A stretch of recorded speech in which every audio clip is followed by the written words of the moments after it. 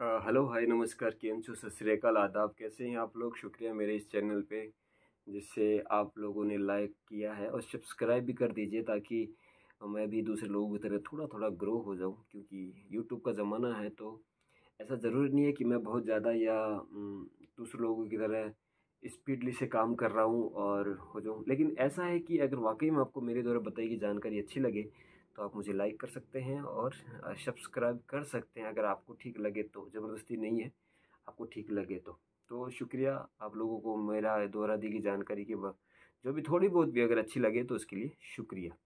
कहीं मैंने कॉपी नहीं की है। मैंने अगर वाकई में प्रैक्टिकली रूप से अगर अपनी ज़िंदगी में चीज़ें सीखी है तो वही चीज़ें मैं आप लोग के साथ शेयर कर रहा हूँ। ऐसा नहीं कि मैंने ऊपर ही ऊपर मन से कुछ चीज़ें सीख ली और वो आपको बता दी। मैंने उसको प्रैक्टिकली अपनी लाइफ में, डेली लाइफ में उन चीज़ों को किया है। उसके बाद उनका जो रिजल्ट निकलता है अभी वाकई में वो चीज़ें एग्जिस्ट करती है कि नहीं करती है, देन मैंने आपके साथ में शेयरिंग करने का मैं चाहूँ तो ऐसा भी है कि मैं चीज़ें उठा उठा के सीधा डाउनलोड कर दूँ या चढ़ा दूँ या ऐसा कर लूँ। बहुत कुछ है। अगर कोई इंसान चाहे तो किसी तरह की फ्रॉडनेस के साथ कुछ भी काम कर सकता है, लेकिन मुझे ऐसा लगता है कि मैं खुद लोगों के सामने रिप्रेजेंट हूँ और उनके साथ बातें करूँ और अपने जो मैंने सीखा है बिना किसी साधन के द्वारा मैं वो चीज़ों को बखान करूँ। सो आज मैं बात करूंगा कुंडली के दूसरे घर की, जिसे धन भाव कहते हैं, आय भाव कह सकते हैं, धन भाव।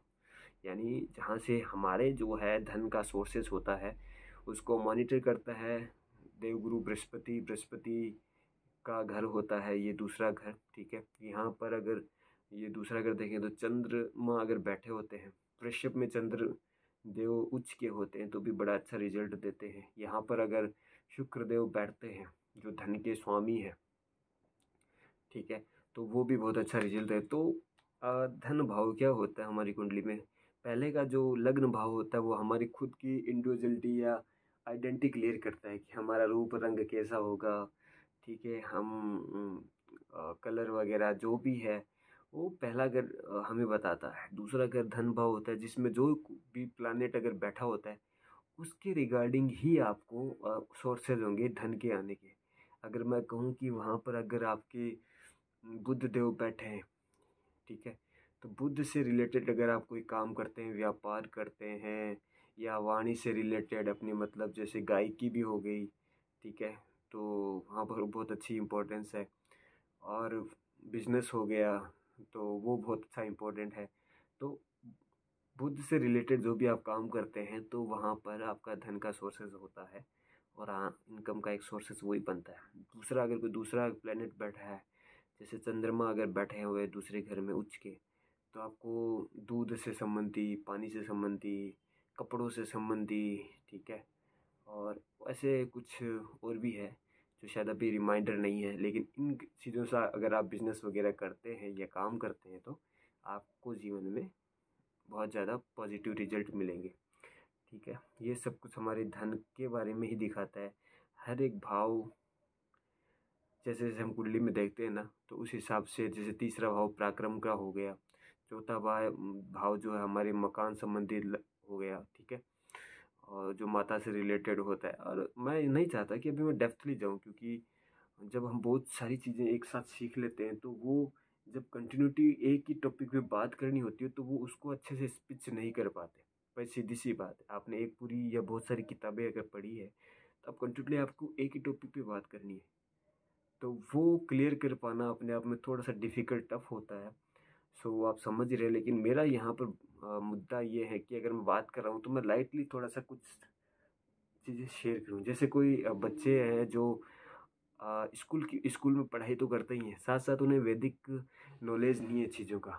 तो वैदिक नॉलेज थोड़ा बहुत होना चाहिए और वो थोड़ा बहुत जो है वो मैं अपने इस चैनल के माध्यम से दे रहा हूँ। मैं कोई गहरा ज्ञान नहीं दे रहा हूँ।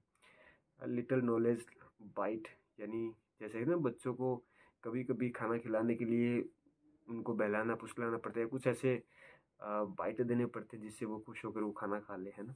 तो वही है, ताकि हल्की फुल्की अगर मैं ज्ञान दूंगा तो वो ले लेंगे, अगर मैं भारी डोज दूंगा तो वो उसको ले नहीं पाएंगे, ठीक है।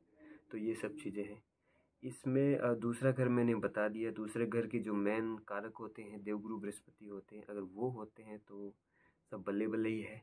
आपको कहीं भी मान सम्मान प्रतिष्ठा धन भाग्य सब आपका साथ देगा पॉजिटिव रिजल्ट के साथ, और उसमें बैठे होने चाहिए। देखिए किसी भी कुंडली में 12 खाने होते हैं, 1 से लेके 12 तक खाने होते हैं, ठीक है। अब 1 लिखा होने का मतलब है कि उस 1 नंबर खाने में पहली राशि बैठी है, तो वो एकदम परफेक्टली सब कुछ सही है। अब 1 नंबर खाने में अगर दूसरी राशि बैठी है, यानी वृषभ राशि बैठी है, तो वृषभ राशि के जो देवता होते हैं, जो मॉनिटर कारक होते हैं, वो शुक्र देव होते हैं, ठीक है। और इसमें चंद्रमा उच्च के होते हैं, ठीक है। जबकि पहला खाना जो होता है, पहला घर जो होता है, मंगल देव का और सूर्य देव का होता है। मेन सूर्य देव का ही होता है, क्योंकि वो राजा है ग्रहों के, तो पहला घर वही होता है। वही अब जिनका सूर्य जो पहले घर में होता है ना, मेष राशि में सूर्य होते हैं और मंगल साथ में होते हैं, कसम से ये बहुत ही पावरफुल लोग होते हैं। बहुत ही पर्सनैलिटी उनकी बहुत सॉलिड होती है, मेंटलिटी उनकी, पावर पोजीशंस बहुत ही दिग्गज होती है, ठीक है। तो होप दैट कि दूसरे घर में से क्या बेनिफिशियल है, और उसमें अगर किसी भी कोई भी ग्रह बैठा हो ना दूसरे घर में, तो आपको उनसे रिलेटेड काम करना चाहिए, जिससे आपको धन की आगमन होता है और आप वेल्थ इंसान बनते हैं। शैटर्न बैठे तो शैटर्न से रिलेटेड काम करें। अगर गुरु जी का मैंने बता ही दिया है। बुध देव हो तो बुद्धि से संबंधित, बुध देव से संबंधित, मतलब कोई भी हो, इतना मैं ज़्यादा गहराई में नहीं जाऊँगा। तो उनसे रिलेटेड आप अगर कोई काम करते हैं तो आप अपने जीवन में धन की कमी आपके जीवन में नहीं होती। So thankful again. नेक्स्ट अगर मैं वीडियो पे बात करूँगा वो है भगवान कृष्ण की कुंडली पे थोड़ी सी हम चर्चा करें। भगवान राम और कृष्ण की कुंडली पे थोड़ी सी मैं चर्चा करूँगा, ठीक है। तो होपफुली मेरे द्वारा दी गई जानकारी आपको अच्छी लगे। इसी के साथ आप सबका शुक्रिया।